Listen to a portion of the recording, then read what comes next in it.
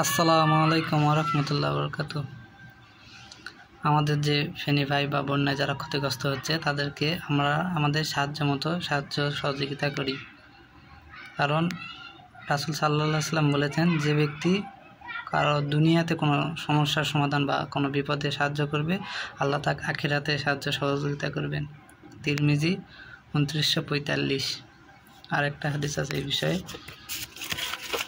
রাসূল সাল্লাল্লাহু আলাইহি ওয়াসাল্লাম বলেছেন, জাহান্নাম থেকে বাঁচো একটি খেজুর দান করে হলেও।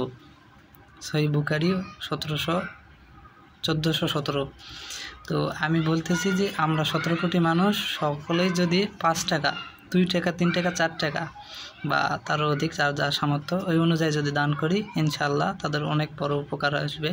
তো আমরা আমাদের সাধ্যমতো এবং বিশ্বস্ত কোনো মাধ্যমে তাদেরকে সহযোগিতা করি। যেমন সুন্নাহ বা আল সুন্নাহ বা এরকম একটা আছে আস সুন্নাহ, ওই ফাউন্ডেশনের মাধ্যমে আমরা তাদেরকে সহযোগিতা করতে পারি। ধন্যবাদ।